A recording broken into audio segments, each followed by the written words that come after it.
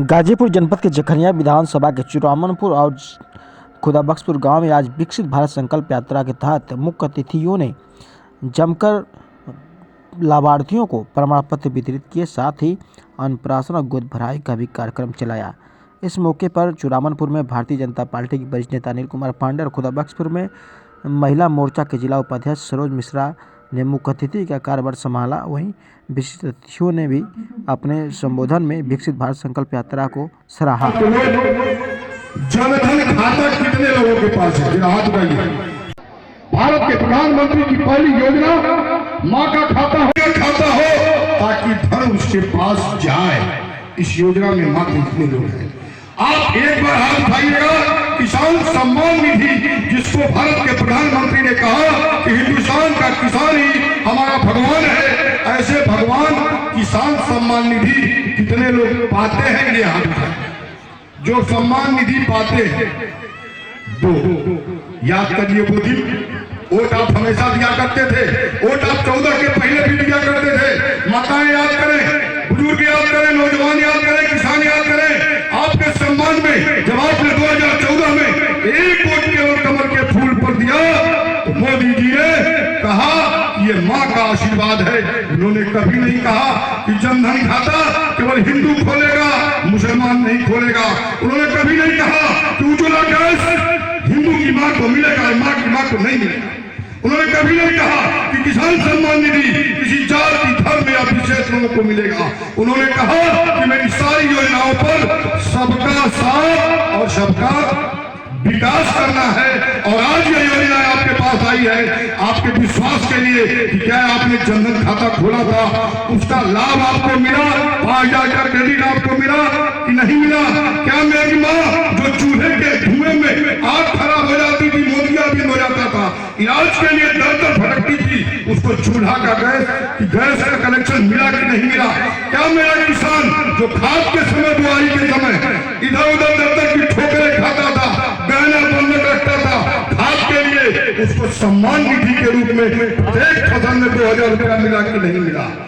क्या मेरी बेटी जो पढ़ने जाती है, जाती थी लखनऊ, हर की माँ हर की बेटी को कभी बाहर पढ़ने नहीं दिया करती थी कि रास्ते में जाएगी, छेड़खानी हुआ करती थी।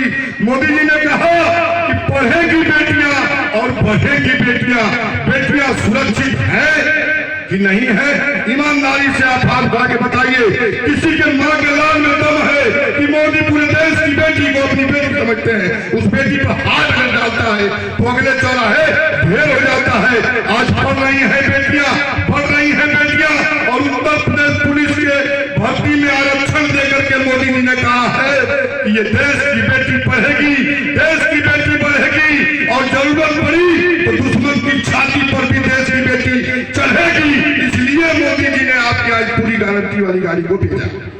मैं एक बात आपको बताऊंगा, आपको उज्ज्वला गैस मिला, आपको आवास मिला। आप याद करिए आवास पहले कैसे मिलता था? 2011 की जनगणना के बाद तो भी प्रधानमंत्री जी ने कहा अपनी फोटो खिंचवाइए, क्लिक करिए और सेक्रेटरी साहब उसका सत्यापन करेंगे। मैं खुले मन से स्वीकार करता हूं सत्यापन में कुछ गड़बड़ी हुई, जैसा अभी एक सज्जन ने कहा। लेकिन आप बताइए कि जब मुझे आवास मिल गया तो अब मेरी पत्नी के नाम से भी आवास चाहिए, अब मेरे भाई के नाम से भी आवास चाहिए। बता दीजिए कितने लोग चुरामनपुर गाँव में है। मैं राष्ट्र की बात नहीं करता, मैं प्रदेश की बात नहीं करता। चुरामनपुर में कितने लोगों का रजिस्ट्रेशन हुआ? अभी मैं एक छोटी सी घटना बता रहा हूँ। यही नई बस्ती है, हमारी आदि सबकी है। इसी नई बस्ती में अभी मेरे पप्पू चौहान मुझे लेकर आ रहे थे। मैंने कहा 4 चक्का नहीं पकड़ता मामला है, मोटरसाइकिल से चलिए। इतनी बढ़िया सड़क आजादी के बाद पहली बार नई बस्ती में किसी ने बनवाया तो इस सरकार ने, इस प्रधान ने बनवाया।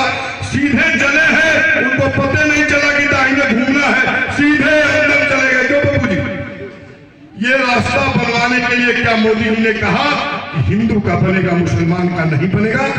नहीं कहा। मोदी जी ने कहा भारत का एक नागरिक, भारत का किसान, भारत का नौजवान और दोनों का सम्मान हमारी प्राथमिकता हो। हमारे मंदिर अध्यक्ष कह रहे थे नमाज अदा होनी है, हम कार्यक्रम, ये संस्कार, ये सभ्यता, ये धर्म परायणता अगर किसी ने देने का काम किया तो भारतीय जनता पार्टी के कार्य तुम नमाज पढ़ो हम राम लगाएंगे, तुम अल्लाह अकबर करो हम भगवान करेंगे, लेकिन आप बताइए उनकी नमाज का सम्मान हम करेंगे, हमारे राम लला की यात्रा का सम्मान वो करेंगे।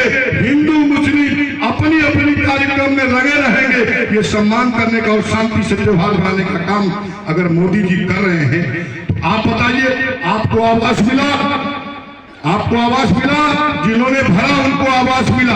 एक सज्जन अभी कह रहे थे प्रधान जी ने हमारा आवास काट दिया, इसीलिए ये सारे विभाग आपके पास आए हुए हैं। अगर आवास की सूची में आपका नाम है, यहाँ लोग हैं, वहाँ सूची दीजिए, आपका क्रमवार आपके आवास को प्राथमिकता के आधार पर आपको बनवाया जाएगा। ये सिस्टम है। आपका आवेदन बढ़ा, उस पर कार्रवाई शुरू, आपका आवेदन बढ़ा, कार्रवाई शुरू, माओ की पेंशन मिलना शुरू हो गई, किसान को सम्मान मिलना शुरू हो गया, और आपको आवास, आपके परिवार को आवास, एक पशु शेड देने का काम किया है सरकार ने। संभवतः चुरामनपुर में भी बना हुआ, क्यों जोर भाई कुछ बना है? एक आध चुरामनपुर में भी कुछ होगा। आपको सम्मान, आप एक बात जान लीजिए, कुछ भ्रम आपके पास है। जब आप दवा के लिए भिड़कते हैं, सयाना बेटा जब अपने बाप के इलाज के लिए तड़पता हुआ होता है, रिश्तेदारी और नातेदारी कहता है कि बुजुर्ग है पिताजी और उनके इलाज के लिए पैसा चाहिए, तो मेरा बुजुर्ग बाप, आपका बुजुर्ग बाप जब देखता है कि मेरा बेटा मेरे जीवन की पूरी कमाई मेरे इलाज में लगा लेता है, तो वह हाथ जोड़ करके ईश्वर से प्रार्थना करता है कि हे प्रभु हमको उठा लीजिए, नहीं तो मेरे इलाज में मेरा पूरा परिवार बर्बाद हो जाएगा। इस दर्द को समझने का काम किसी ने किया।